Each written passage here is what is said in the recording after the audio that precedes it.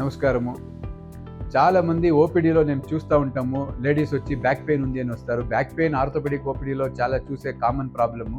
కానీ చాలామంది ఏం చెప్తూ ఉంటారంటే, డెలివరీ అయ్యి 10 years అయినా ఆ ఇంజెక్షన్ ఇచ్చిండారు, ఆ ఇంజెక్షన్ ఇచ్చిన తర్వాత నాకు బ్యాక్ పెయిన్ వస్తూ ఉంది, ఆ ఇంజెక్షన్ స్పాట్లోనే బ్యాక్ పెయిన్ వస్తూ ఉంది అని చాలామంది చెప్తూ ఉంటారు. దాని గురించి బ్లాక్ చేస్తూ ఉన్నాను. There are so many reasons.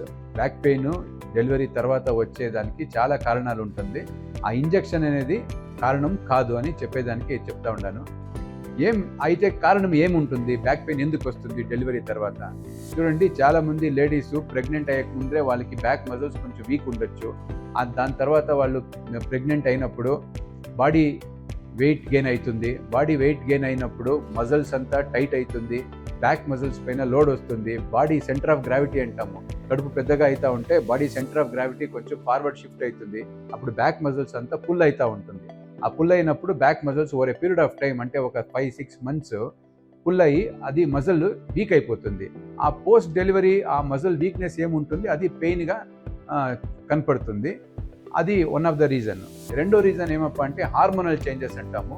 When pregnant అయినప్పుడు లేడీస్లో రిలాక్సిన్ అనే ఒక హార్మోన్ బాడీ ప్రొడ్యూస్ చేస్తుంది.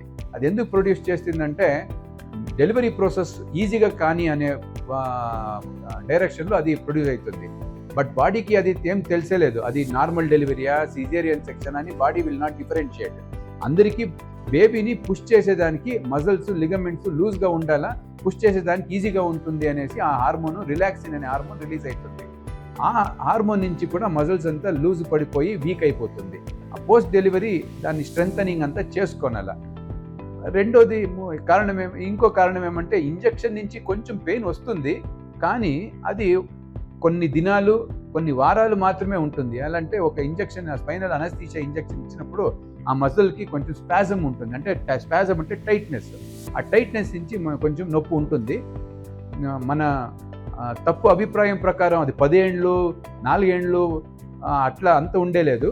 కొన్ని దినాలు కొన్ని వారాలు మాత్రమే ఉంటుంది. ఆ తర్వాత body will adjust to that. నాలుగోది ఏమంటే సివియర్ వెయిట్ గెయిన్. ఆ వెయిట్ గెయిన్ నుంచి కూడా, ప్రెగ్నెన్సీలో వెయిట్ గెయిన్ అయినప్పుడు బరువు ఎక్కువ అయిపోయి ఆ డెలివరీ అయిన తర్వాత ఆ వెయిట్ తగ్గలేదంటే కూడా మజిల్స్ పైన లోడ్ పడుతుంది, దాని నుంచి కూడా నొప్పి వస్తుంది.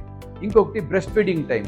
మనం యంగ్ మదర్స్ బేబీకి బ్రెస్ట్ ఫీడ్ చేసేటప్పుడు పగలు మధ్యాహ్నము రాత్రి ఏదో ఒక టైంలో ఎట్లంటే అట్లా కూకొని బ్యాడ్ పోస్చర్లో పాలు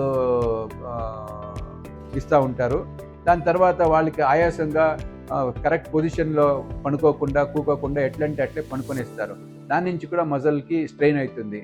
మేమేం చేయాలంటే, కరెక్ట్ పొజిషన్లో కూకోవాలా, కరెక్ట్ పొజిషన్లో బ్యాక్ రెస్ట్ ఉండాలా, చైల్డ్కి ఒక పిల్లో పెట్టుకొని చెస్ట్కి స్ట్రెయిన్ కాకుండా, ఇదంతా మనం కొంచెం ముందు జాగ్రత్త పడితే ఇదంతా ఉండలేదు.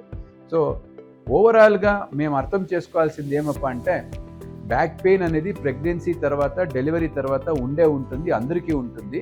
కానీ back muscle strengthening exercises pregnant అని కన్ఫర్మేషన్ అయినప్పుడే ఫిజియోథెరపిస్ట్, ఆర్థోపెడిక్ సర్జన్ ఎవరినైనా చూసి యాంటీనేటల్ ప్రెగ్నెన్సీ కోర్సెస్ ఒక క్లాస్ తీసుకొని ఎక్సర్సైజ్ నేర్చుకొని అది ప్రెగ్నెన్సీ టైంలో చేస్తే you can prepare your body to delivery.